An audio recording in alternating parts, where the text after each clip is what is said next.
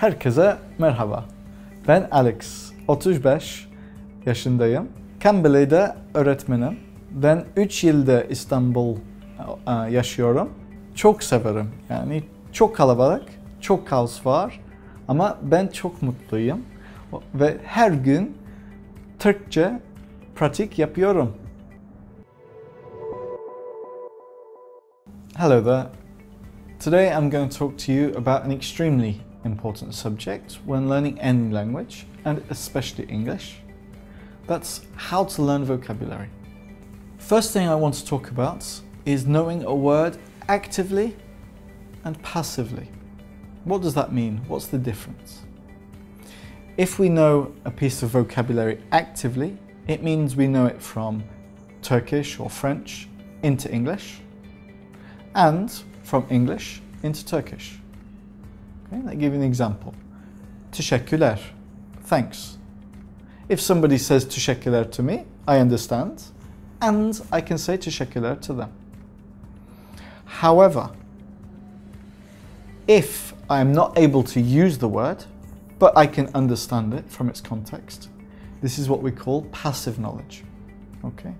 We don't need to know every single word to be able to speak a language. Let me give you an example. Often, when I go to restaurants, my friends might say something like sağ ol. Okay? I will say teşekkürler if my Turkish is not so good, but I will understand they are thanking the waiter. Another very good example is when I'm filling out forms online. It will say ada, soradı. Now, in the beginning, I understood name and surname just from the context. But if you asked me, how do you say surname in Turkish, I wouldn't be able to tell you. Okay? You don't have to learn every single word you see actively. Okay? There are lots of words, especially in the English language, that we need to understand if we hear it on television, but we don't necessarily need to reproduce ourselves. This can be true for TOEFL and IELTS too. Sometimes we learn a word passively, and then because we use it so much, or we hear it so much, it becomes part of our active vocabulary. It can take time, and more time you spend practicing English, the more your vocab will become active. Here are my top tips for how to learn vocabulary. The first thing you need to do is have a small notebook, an A6 notebook, okay? Or sometimes I use an application on my phone for writing notes. If I hear a new word, if I'm not sure of a word in Turkish but need to know it, I can write this down. I have somewhere to make notes, to think about the language, and later I can look it up. But more importantly, for my last Turkish lesson, I have 10, 15, 20 vocabulary items. Next time I'm on the metro, next time I'm waiting for a student, next time that I have 10 minutes to spare because my Turkish friend is always late, I can read through this vocabulary, I can test myself, I can refresh my memory. Okay? It's not the only way to learn vocabulary, you need to do some more, but it's a good way not to waste your time. Another method is overexposure. What does overexposure mean? It means you hear the word too much. So you hear it so much, you can't ignore the word anymore. For example, last week, the tap in our apartment broke. In Turkish, musluk. And because it broke, I had to talk to the yardımcı. I had to find a way to get it fixed. Suddenly, there's a new word in my vocabulary. You might not live in an English-speaking country, but you do have access to English materials, to English teachers on Cambly. There are always ways for new words to enter your vocabulary and put in your notebook. Another example might be, if you like food, I am obur. Okay, I love food. And I know lots of Turkish words for food that even you might not know. So I love sakatat, I love şırdan, I love kokoreç. Okay, all these things that don't have a translation in English even. Find a hobby, find a passion, find a subject you want to learn about. I'll give you the opposite example. Here in Turkey, I don't have a car and I don't drive. So if you ask me any Turkish vocabulary relating to a car, I don't know it. It's not important for me and I don't use it. Maybe it's the same for you. If I bought a car, suddenly it becomes important. So prioritize your vocabulary learning to something you love or something you need. Going further into something you enjoy, try enjoy learning the language. I love Turkish idioms. What did I learn the other day? Bu ne perhiz, bu ne lahana turşusu. Maybe you don't use this phrase. Maybe it's not usual in Turkey. Maybe I'm just using it because I love it. But you can get other words from it. This will help you enjoy learning English. One of the things I do for all students is teach them how to say, how are you? So many students come to me and say, how are you? Fine, thank you, how are you? Technically, it's correct. But A, it's boring for me as a teacher. Also, it's not realistic. We say, what's up? How you doing? Ne yapıyorsun? Okay, these kind of things. The same in Turkish. Ne haber? So find some good words, find some things you enjoy, learn them. Lastly, we found things that we enjoy learning, or useful words, or words that we need to learn. So now you need to use them. What you didn't know was, while I was teaching you today, I used Turkish vocabulary items that I wasn't sure on. Okay? It helped me learn Turkish. I'm teaching you how to learn vocabulary. I'm teaching you English. At the same time, I'm learning Turkish. Okay? You should be doing the same. Find an excuse to use your new words. Call your friends and say, hey, I found a new word in English. When you're talking to your teachers, use these idioms, even if they're not relevant. There are many times when I say to Turkish people, what does this word mean? Actually, I already know the meaning, but when they explain it, maybe they give me a different meaning, or it helps me remember, gives me a different context. Okay? Don't pretend or don't think that you know a word.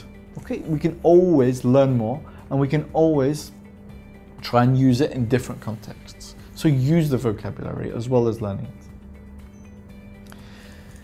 So I gave you some tips, but now I want to give you some techniques. Okay? It's all very well saying, okay, now I have my list of words. But how do you learn them? One thing I do in the beginning, and this is very good for words with direct translations, numbers, colors, okay? So for example, kırmızı, red.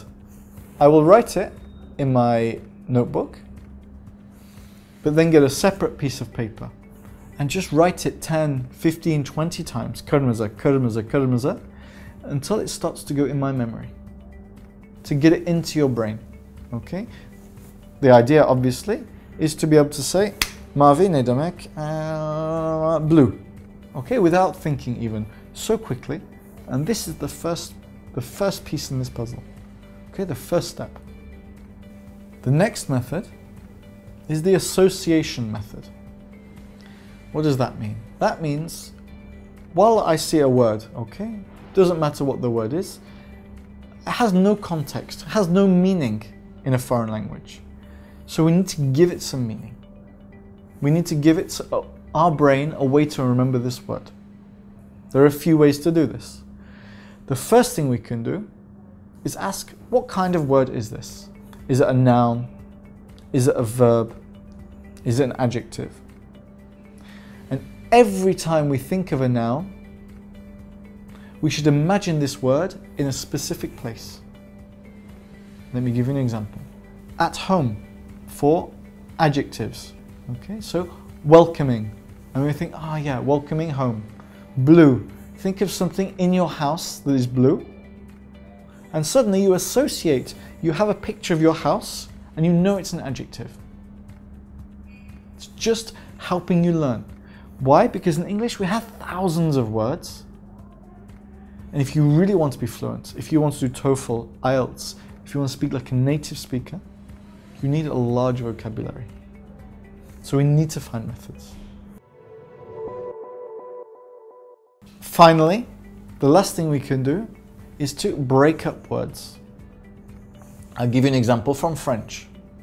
The French word for kirpi, hedgehog, is hérisson. So when I was a young man trying to learn French, I split the word into two. Hairy, son in English, which helped me remember hérisson for hedgehog. So now every time I hear hérisson, I see the picture of a hairy son, a hairy boy, and it helps me remember. Actually, in the beginning, this is useful, and later it will become part of your vocabulary. You will forget these associations. The last method that I like to use, especially with large lists of vocabulary, is a cup method. Okay, fincan method.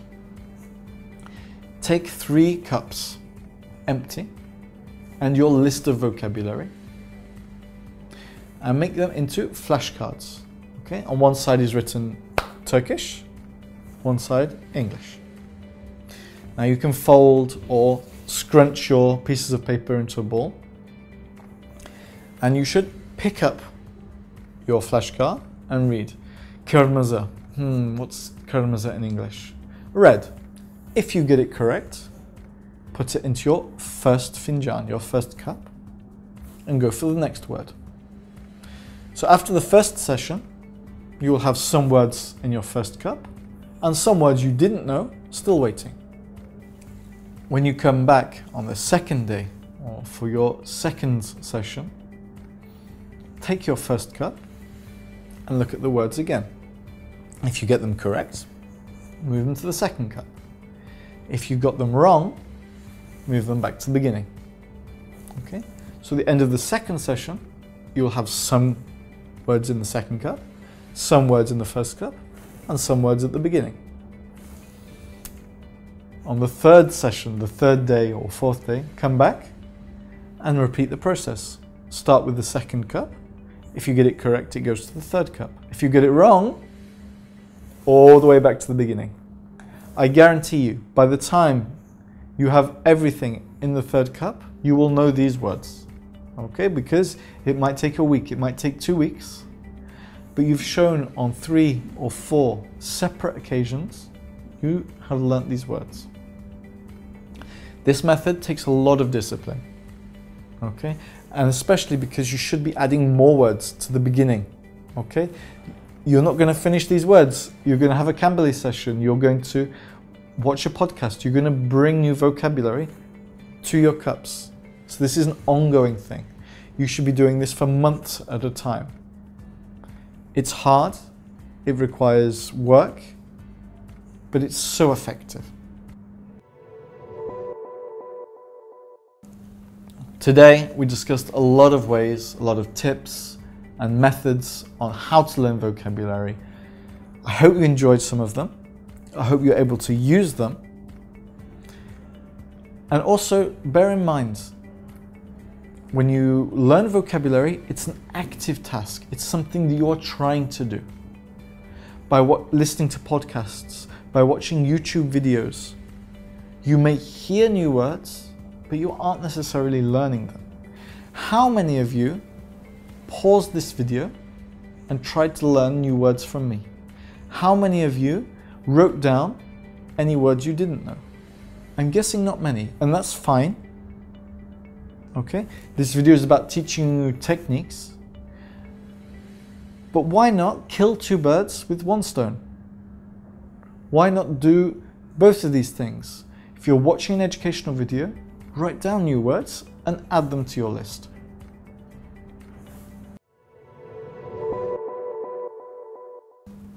Bu kod ile Cambly'de benimle ya da dünyanın her yerinde eğitmenlerle deneme dersi yapabilirsiniz.